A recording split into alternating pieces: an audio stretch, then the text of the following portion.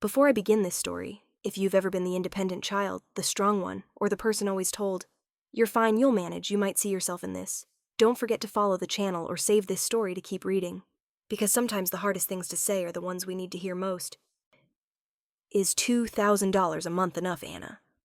The question landed on the dinner table like a pebble hitting a still lake. But instead of ripples, it froze the entire kitchen. I was reaching for another piece of roasted sweet potato Mom's go-to for Thanksgiving, when my hand stopped mid-air. "What money?" I asked, my voice unsteady. Dad looked at me, his eyes narrowing, as if he himself didn't know where his question had landed. Across the table, Mom blinked, but said nothing. She focused on slicing the turkey as if it were the most important thing in the room. The table fell silent. Even the soft jazz playing through the speakers seemed to slow. The air grew thick and strange. "My name is Anna Patterson. I'm 24, a final-year medical student at the University of Pennsylvania in Philadelphia. I'm the eldest daughter of Michael and Susan and the older sister of Lena, who's 3 years younger and studying fashion design in Los Angeles. I never thought I'd tell this story. Nor did I imagine I'd sit in my childhood home hearing Dad ask about money I'd never received, and watching Mom avoid my gaze like I was a stranger." Dad turned to Mom. His voice wasn't loud, but it was enough to make her knife pause. "Susan, you said you'd send Anna the money. I've been transferring it since August." Mom set the knife down. She wiped her mouth with a cloth napkin slowly. Then she said, "I sent it. To Lena." My chest felt hollow. "What were you thinking?" Dad asked, his tone now edged with cold. "Lena's field demands high costs, connections, appearance. Opportunities don't come twice. Anna's different. She's stronger." Each word cut like a knife in my throat. Stronger. That phrase again. Dinner continued as if nothing happened. Mom poured water. Dad took another scoop of stuffing. Lena stayed quiet, picking at her vegetables, avoiding everyone's eyes. As for me, the food lost its taste. I thought about last month when I had to choose between paying rent or buying a new anatomy textbook. I chose rent and kept using the old book, its spine broken and pages stained with coffee. I thought about the nights I collapsed at the hospital desk during shifts, exhausted. I thought about the time I gently asked Mom, "Can you help me out a little?" And her reply, "There's nothing left after Lena's tuition." "But you're fine, right, Anna?" After dinner, I stood on the balcony clutching my coat. Chicago was cold, but not as cold as the ache inside me. Mom didn't apologize. Not a word. Not a glance of explanation. Just defensive silence and averted eyes. That night, I returned to my old bedroom. The wooden desk still bore scratches from late-night high school study sessions. A folded note sat neatly on it in Dad's handwriting. "I can't believe this. I need time to think. And you should too." No signature, no goodnight. But I understood. I didn't sleep that night. I thought about all the years I'd managed alone, believing it was what I was supposed to do. I thought about Lena. Her brunch photos, her Instagram stories tagged with Mom and glittering hearts. Her radiant smile in California sunshine while I slumped over a study desk in a damp hospital break room. I opened my phone and booked an early flight back to Philadelphia. 2 layovers, back of the plane seat. No checked luggage. I needed to leave before I started believing I was truly invisible. Before bed, I opened Instagram. Lena had just posted a new photo. She was laughing on a rooftop, cocktail in hand, captioned, "Living the dream. All thanks to Mom." I wasn't angry. I was empty. I snapped a photo of my hand-chipped nails, calloused skin, cracked and dry. I didn't post it. I saved it. To remind myself not everyone's dreams are funded. The next morning, I left early. The sky was still dark snow lingering on the steps. I pulled my suitcase as quietly as possible, not wanting to wake anyone. This time, I wasn't leaving out of fear or pride. I was leaving because if I didn't start seeking the truth, no one would hand it to me. Some words don't need to be shouted to wound. Some truths lie dormant for years, waiting for an innocent question to crack them open. I thought I'd forget that dinner. I was wrong. Some sounds are silent but sharp, an averted gaze, a halted gesture, or the long pause at a meal already gone cold. The next morning when I returned to the living room, Dad was gone. The wooden chair he'd sat in was pushed neatly to the table, so precise I knew he hadn't left in anger, but in disappointment. His note remained on the desk, folded in half, its simple, chilling words. I can't believe this. I need time to think. And you should, too. No question mark, no emotion. And that absence of emotion was the scariest part. Mom said nothing that morning. She made breakfast as usual, brewed coffee, set out toast as if everything was the same as 10 years ago. But there was no Dad. No familiar scrape of his chair. No one picked up the morning paper.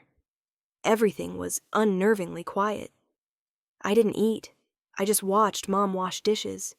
Her small shoulders hunched. I thought maybe she feels guilty. Maybe she's waiting for me to start the conversation. But when I asked, "Did you really think I didn't need anything?" she paused for a beat, then said softly, "I knew you'd be fine. You're always fine, Anna."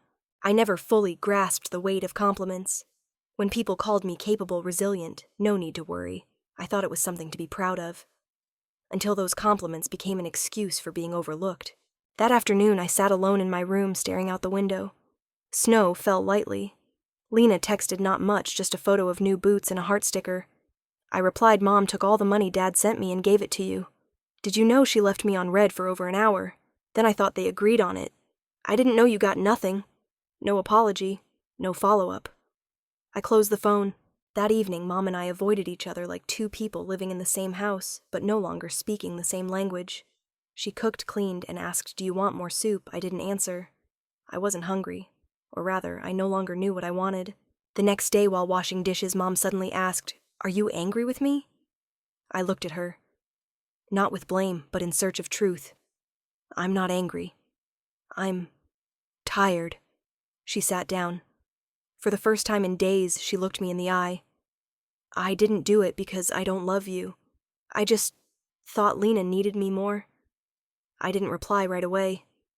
I was measuring the immeasurable favoritism, hurt, and years of silence. "Did you ever think I might need you too? I just didn't say it. That night I went upstairs early. Before leaving, I said, 'Dad's gone.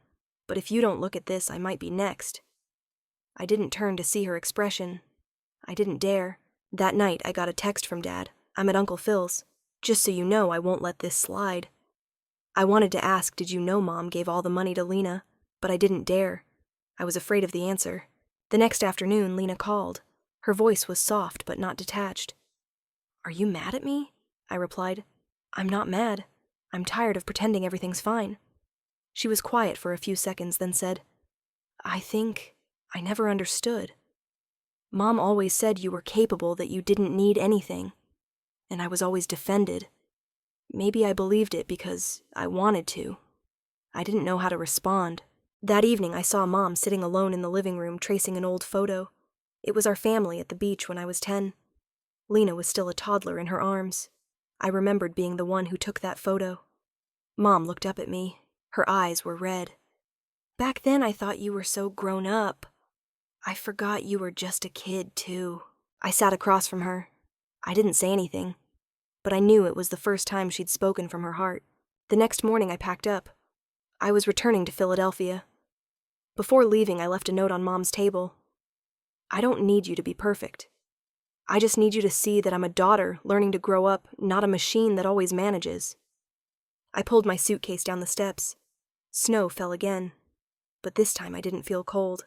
The flight back to Philadelphia wasn't long, but I knew the journey to forgiveness wouldn't be short. I wasn't sure I could forgive completely, but one thing I knew: I wouldn't stay silent anymore. They say poverty isn't scary. What's scary is no one knowing. But I think the deepest pain isn't poverty. It's when you're hungry, exhausted, and people still think you're fine.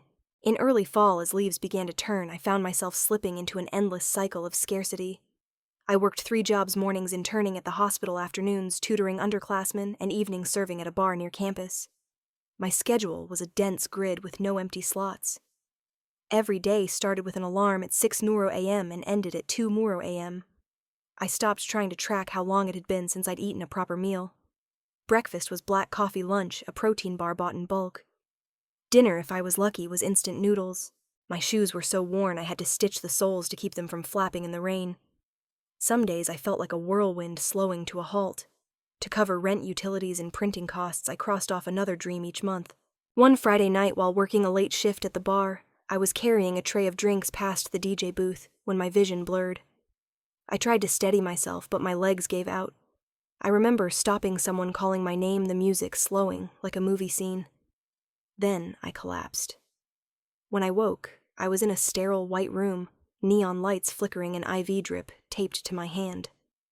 A young nurse asked, "Do you have family we can contact?" I shook my head.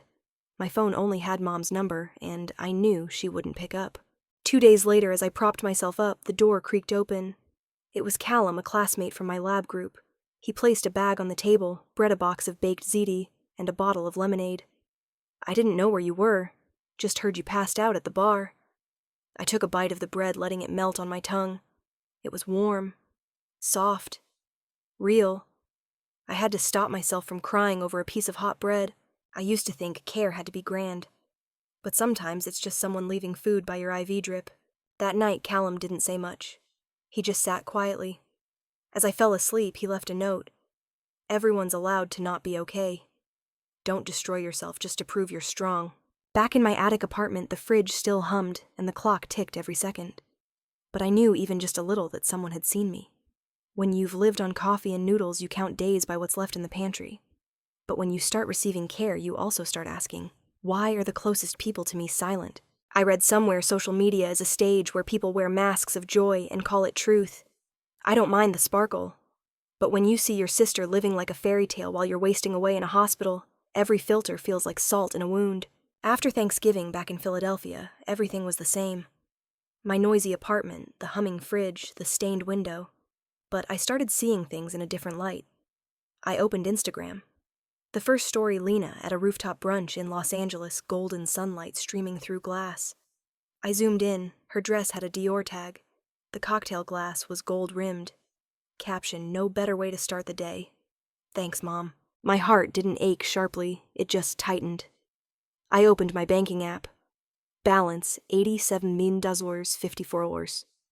I remembered a coworker leaving half a sandwich because I hadn't eaten all day. I'd thanked her like it was a feast. And Lena, she was living like a princess, thanking Mom for funding her dreams. I called her. "Lena, how do you afford your life in LA? She laughed, unsuspecting Mom sends me $3,500 a month. More if I have shoots or events. The words burned in my head. $3,500 every month. I was speechless, like swallowing a nail.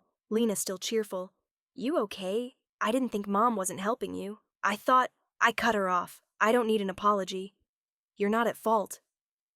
I hung up, gently like setting down a cloud, heavy like a pile of bricks. I opened the travel app. Round trip, back to Chicago.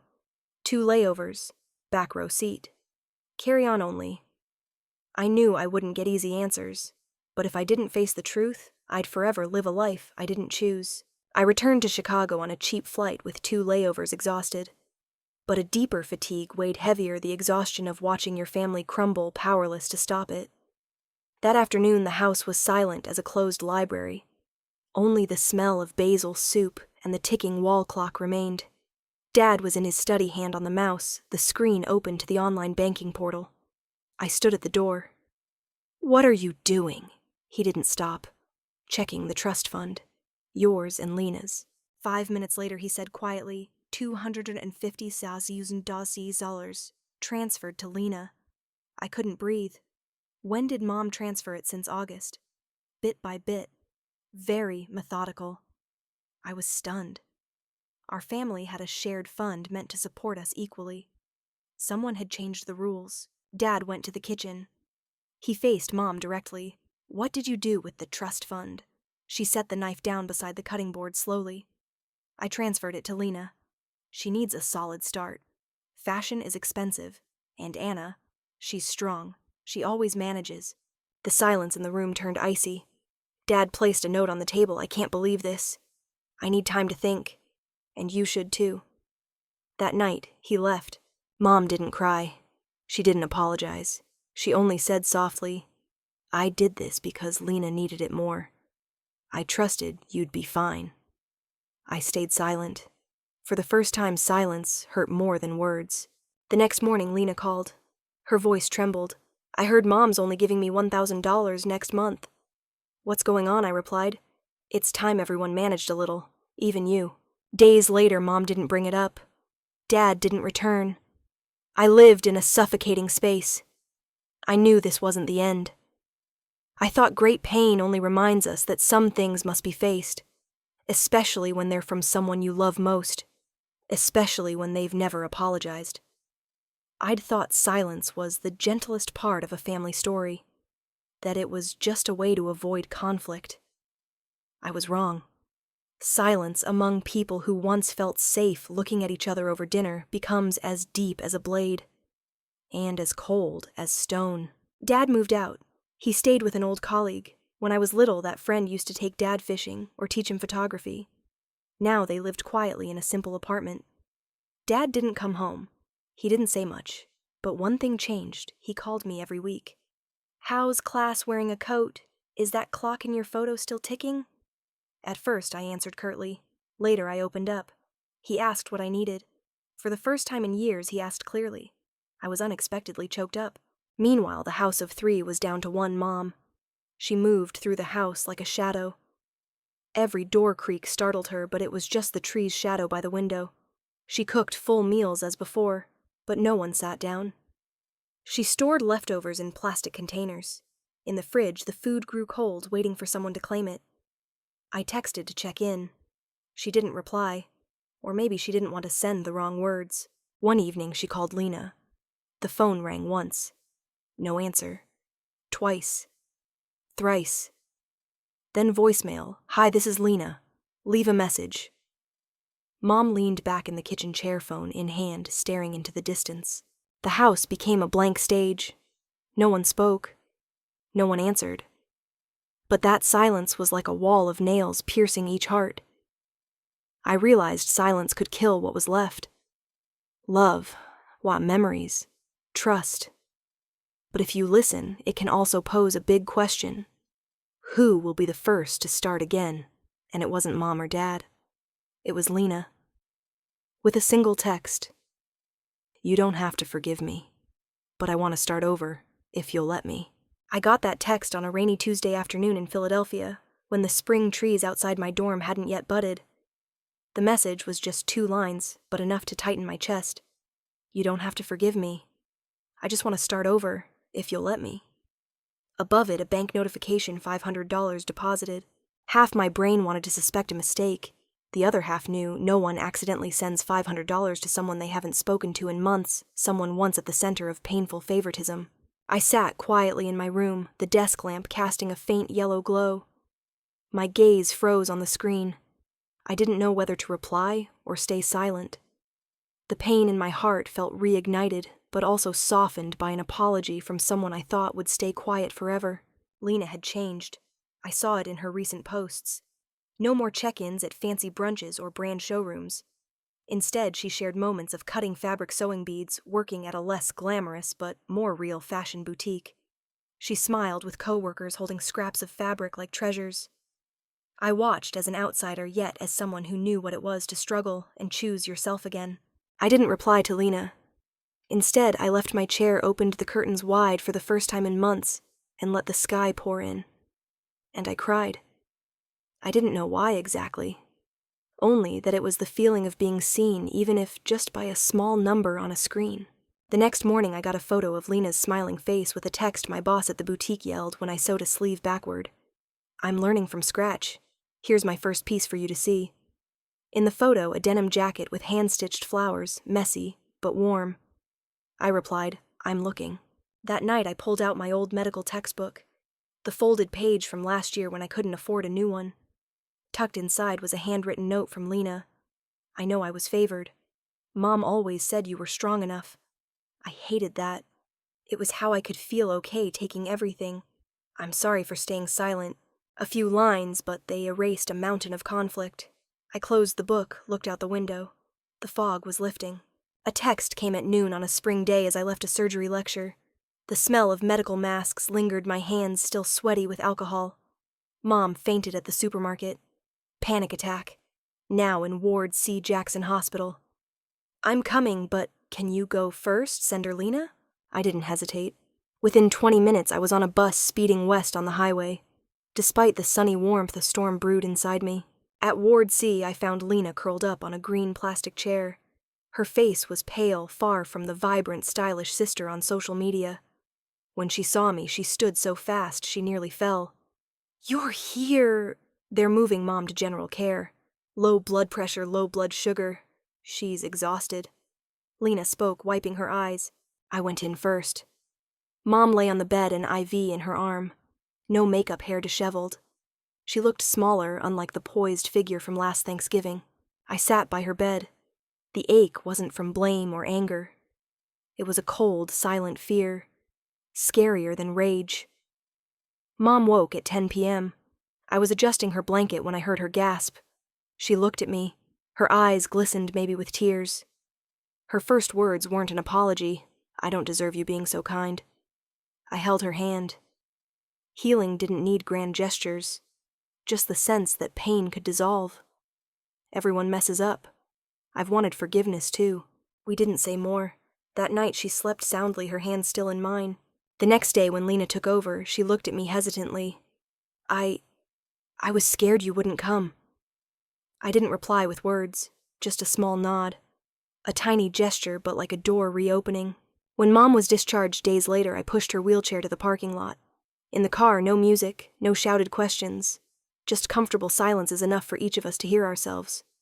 Before I returned to school, Mom said softly, "Thank you for not leaving me alone." I smiled. Everyone forgets who they need sometimes. Doesn't mean no one shows up. In my suitcase back to Philadelphia, I tucked a white envelope Mom had given me, for you. I returned to Philadelphia in the damp winter days. A colorless time, not joyful, not sad, like blank pages without memory. While cleaning my room before the new semester, I decided to donate old textbooks to first-year medical students. Knowledge should be shared, like the emotions I was learning to express. As I pulled The Anatomy of the Heart from the shelf, I heard a soft rustle. A white envelope, no sender's name, just for you. My heart raced as I recognized Mom's handwriting. I sank into my chair, holding the envelope carefully. Inside were 2 handwritten pages, ink-faded corners, creased. Her voice, "Anna. When you read this, things may have gone too far. I debated writing this many times. Every explanation sounds like an excuse when it's too late. But if you're still keeping this book, there's some attachment left, and I want just once to try sharing." I read slowly, each word a line between hurt and regret. I was scared you'd one day not need me. That you were too independent, too smart, too cold to weakness. I know that sounds shameless. I was jealous of my own daughter. Jealous because you didn't need support, because you never panicked. And I repeated, "Anna will be fine, always." Lena needed to speak out, to be seen, to feel special. I was afraid you'd look back and see only favoritism, and maybe you already have. I'm sorry for every silence, every unanswered text, every dinner where I didn't truly ask. I'm learning again. Late, unsure if you'll walk with me, but this is my start. Slow, but sincere. I tucked the letter back into page 87, the section on the heart structure. The page I'd memorized for my toughest exam. It described the vessels carrying oxygen through the body. I wondered if forgiveness and family love were like oxygen, invisible, but you can't breathe without them. That evening, I went to a diner near campus, ordered a wrap and hot soy milk. Not a treat, just a reminder I'd read, I'd heard, I'd received. I no longer saw myself as a victim. I was a piece of a family learning to love again from the start. A week before graduation, Dad called. His voice steady. "Who are you bringing to graduation photos? I've reserved seats." I woke that morning, sunlight on the ceiling, breaking a dream of an ordinary day. But it wasn't. It was graduation day. I stared at the black gown on my desk, its red tassel pinned neatly. The only new thing in my worn room. I took a bus to the auditorium carrying a mix of pride, anticipation, and a touch of sadness. I'd prepared for no one showing up. Just me standing on the brick-red campus holding my diploma with a polite smile for the cameras. But my hand froze when I saw a familiar figure in the front row. Dad. His face was lined, but he stood tall. His eyes scanned the crowd for me, then he nodded slightly. My heart steadied. During the ceremony, when my name was called, I walked to the podium, gripping my diploma with both hands. Lena waited in the hallway afterward. She wore a pale green dress holding a small bouquet and a white leather notebook. "For you. Write your new journey." I laughed, and for the first time in years I hugged her. After the ceremony, I blended into the crowd on the lawn. Amid the noise, I saw someone lingering at the edge of the auditorium. Mom. She stood at the periphery, clutching her bag, shoulders hunched. She'd come, but didn't dare approach. I walked over. She looked up, starting a question, but hesitating. I said, "Mom, come take photos with us." She froze, then stepped forward. For the first time in years, we stood together, Dad, Mom, Lena, and me. The photographer called smile 1, 2. I don't recall who smiled genuinely or who forced it, but I remember the shadow of family returning to the frame. Back in my room, I placed Lena's notebook on my desk. Inside, I attached my final tuition receipt and a note. This is the end. And the beginning. I'd wondered if we'd ever sit together for dinner, unafraid, unscripted. That night, I didn't prepare a heartfelt speech or clean obsessively. I just wanted things as they were. Honest, quiet, warm. Mom arrived first, bringing roasted chicken, the dish I'd begged for on every childhood birthday. Same smell time and roasted garlic. I figured you still like this. I nodded. Still do. Still remember. No more needed to be said. That was enough. Dad came next with a bottle of Italian red wine. He set it on the table. First time I bought one without asking anyone. Thought it'd go with the chicken. Lena arrived last, arms wrapped around a giant salad bowl. Greens, reds, yellows mixed. She wore an apron to the door. Made it at home. Don't complain if it's salty, I'm learning to season. Learning's enough, I smiled. Perfect, and we wouldn't eat. All three gave a soft laugh. Small, but real. We sat at my old wooden table, scavenged from a move, now draped with a simple white cloth. No flowers, no candles. But every plate, every glass was chosen with care, because I wanted this night unlike any other. No one mentioned the past. No why back then, or if only you. Instead, we shared stories, Lena sneaking off to a concert, Mom dozing at my parent-teacher conference, Dad burning toast and thinking he'd ruined breakfast.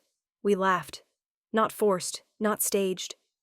I looked at each person no longer, just parents, sister-daughter.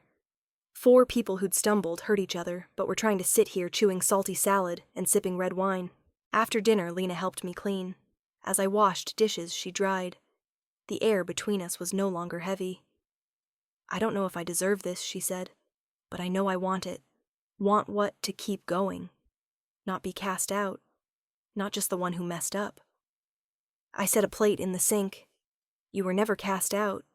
We just didn't know how to step closer." She looked at me, said nothing more. But I saw in her eyes for the first time no defensiveness. Dad stood on the balcony smoking quietly. I joined him. I didn't know how to say it back then, he started.